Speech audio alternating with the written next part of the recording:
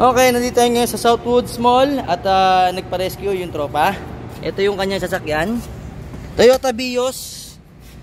So nangyari dito, naka-steady lang ng reverse, pero naayos ko na siya. Nakita ko ng problema. Actually sakit to ng mga Vios. Dito naputol yung kanyang transmission cable. Ayan, nasa na yun?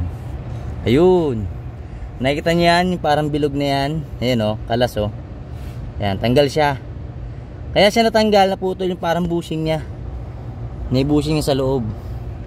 Ito, yan. Pag nakita nyo yan, babaklasin nyo po ito.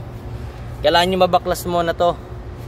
Yung sa ano niya, makikita nyo yan. So, ganun lang, no? Ako, hindi ako anong mekaniko, pero syempre, kailangan matuto tayo sa, pati sa sasakyan, kailangan maalam din tayo. Okay, so yun lang po, JJA Humble Works. Maraming salamat.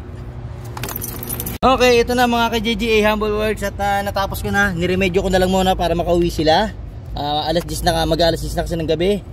Ayan, niladya ko na lang muna ng tie wrap. So, ito yung problema, no? Yung sa transmission, nakikita nyo. Niladya ko na ng tie wrap temporary. Kasi mostly sa mga automatic, sakit yan ng automatic. Yung sa transmission gear nila, yung cable na pinagkokonektahan yung tinay wrap ko, yan yung madalas napuputol, yung bushing. Importante po kasi yan pag natanggal, lalo na wag kayo magpapanik pag biglang nag-stuck ng reverse o nag-stuck ng park, tapos sa indicator nakapark lang, sa cambio na igagalaw nyo, may malaki ang chance na ito lang yung naputol. So gawan nyo lang muna na temporary solution, then by the next day bilan nyo kagad ng pyesa. So ganun lang po. Maraming salamat. JJA Humble Works, nagmamalasakit. O yan, naka-tie wrap na. Then, tingnan natin kung makakapag-start na siya. So, susiyan natin siya. Ayan, susi. Tingnan natin. Yun. So, yun, no, naka-park. Try natin.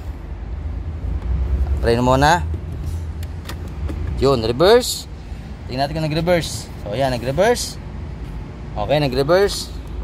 Then, neutral. Neutral, yan, naka-neutral. So yun, nag-neutral. Try natin start. Okay, start. Make sure naka-handbrake pa. Start tayo. Yun, napakaangas. Okay, so yan na, working na siya. Makakauwi na yung ating katropa.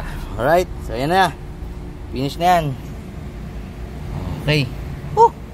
Buti lang, alam ko yung problema. Okay po, maraming salamat JJA Humble Works. At yan, tapos na.